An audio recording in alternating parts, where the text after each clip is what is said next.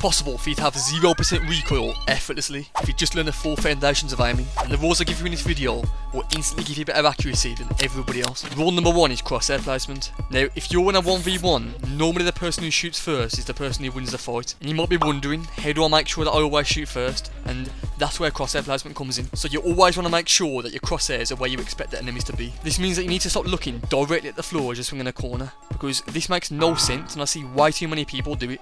Look, unless you're 1v1 in Tyrion Lannister, then no one's going to be on the floor. So look up and line your crosshair to the enemy's neck level, and this will make sure that your first few bullets in your spray is always headshots. But you need to remember to constantly adjust your crosshairs as you're moving, just to keep them on neck level. And if you constantly do this before the fight, then by the time you get into a fight, your sights are always going to be on the enemy, so you're never going to have to do any extra actions. And that means that your time to kill them is going to significantly reduce. And this is especially important in Apex, because I see so many people flicking onto enemies, and flicks can look good if you get the kill, but they take way too much time to pull off, and they're very inconsistent as well. So if you want to make your life a lot easier, then just line up your crosshairs beforehand. But once people line up their crosshairs and start shooting, they tend to forget that recoil makes the gun pull upwards, and before you know it, they're looking at the stars. And this is where recoil smoothing comes in. So if you were to stand still and shoot your gun's going to naturally pull upwards because of the recoil. But if you move your gun at a certain speed, once you cross that speed threshold, you will have no recoil on your gun at all. And what a lot of top pros and preds do to utilise this trick is they'll do something called counter strafing, which is pretty much just moving to the opposite direction of the enemies. So if your enemy strafes right, then you'll strafe left. And what this does is it makes you move your gun faster just to track the enemy, which ends up making you reach the speed threshold for no recoil. And this is the exact reason as to why people who jitter aim on mouse and keyboard have no recoil at all, because their guns are moving fast enough to make them reach the no recoil threshold. And the best way of practicing this no recoil trick is by getting into the firing range and making the dummies strafe. And make sure the dummies stand in a fair distance away, then practice strafing to the opposite side that they are. Then you'll just quickly build the habit of doing this in game, and before you know it, you'll have zero recoil at all. Which is why you see all top mouse and keyboard players and all top controller players both have zero recoil on all of their guns. But this isn't the only trick that they're doing, because responsiveness is also a big factor in recoil control, and it's something that's completely overlooked. So a lot of people just go into the firing range to shoot at the wall, and then they'll memorise the recoil pattern and try and control the recoil that way. But this is the complete wrong method of controlling recoil, because what people don't know is that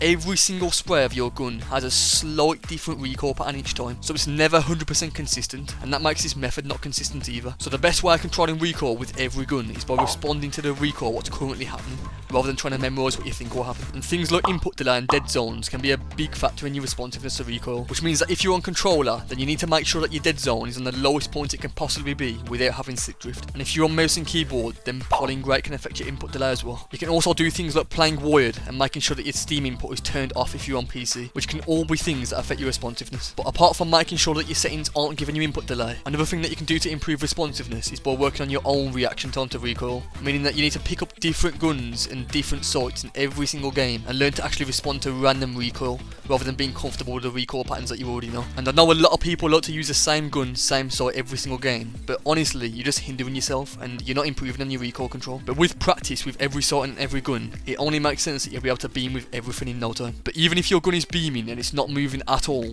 there's still one more rule that you need to know, which is tracking. Now, even if you had all of the no recoil cheats in the world, if your tracking wasn't on point, then you'd still end up getting outgunned, because as soon as the guy who you're fighting does any type of strafe, you're just going to end up magging the wall. So you need to be able to track them perfectly, and one of the best ways to do this is by simply staying calm when you're shooting your gun, because it's really easy to panic when you're in a gunfight and just start flicking your crosshairs everywhere just to try and hit a bullet. So unless you're fighting Sonic himself, then nobody's going to be moving faster than this speed here. So there's no need to move your crosshair faster than this in a fight, especially if you're on controller, because the quicker you move your crosshair, the less aim assist you'll get. But this doesn't mean that you need to play some super low sense that makes you move really slowly, because you'll just end up moving your crosshair much slower than what you used to, and you won't be able to keep up with people's strafe speed. So actually focus on the speed that you're moving your crosshair yourself, rather than changing your settings to compromise for it, because that'll just end up making your aim worse, because it's something that you're not used to. And the best way for you to practice tracking is by going into hectic game modes like TDMs, solos, something that has a lot of fighting, because when you're in these game modes you can focus a lot more on specifically tracking people and how fast you're moving your crosshairs.